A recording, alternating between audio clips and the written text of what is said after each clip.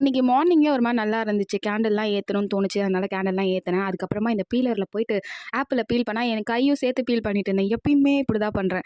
Breakfast வந்துட்டு அதுக்கப்புறம் நான் வந்து ஆப்பிளும், பனானாவும் சின்னமன் டீயோட எடுத்துக்கிட்டேன். அதுக்கப்புறமா என்ன பண்ணேன்னா, ஒரு ரைஸ் பண்ணேன். அதில வந்து soya chunks, red bean, potato, beans என்கிட்ட இருக்கிற எல்லா ஐட்டமையும் போட்டு ஒரு ரைஸ் பண்ணேன். ஆக்சுவலி அது ரொம்ப நல்லா இருந்துச்சு. நான் மத்தியானம் அதுதான் சாப்பிட்டேன். அது கூட ஒரு பாயில்டு எக் வச்சு நான் சாப்பிட்டு முடிச்சுட்டேன் மத்தியானம். அதுக்கப்புறமா இது கூட வந்து விளையாடிட்டு இருந்தேன். இந்த அழகா வந்து என் ஓனர் வந்து அந்த டெக்கரேட் பண்ணி வச்சிருந்தா. சூப்பரா இருந்துச்சு. அது வந்து செம்ம அழகா இருந்தது சொல்லிட்டு அது கூட வந்து விளையாண்டுட்டு இருந்தேன். மத்தியானம் சாப்பிட்டு முடிச்சுட்டு ஒரு வேலை பண்ணேன். வடகறி பண்றேன்னு சொல்லிட்டு பண்ணேன்.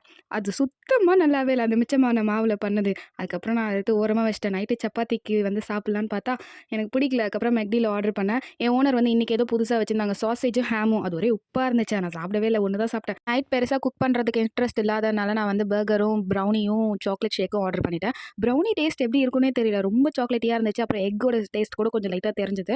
அதுக்கப்புறமா வந்து அவ்வளோதான் நான் சாப்பிட்டேன். ப்ரௌனி எப்படி இருக்குன்னு சொல்லிட்டு எனக்கு கமெண்ட் பண்ணுங்க.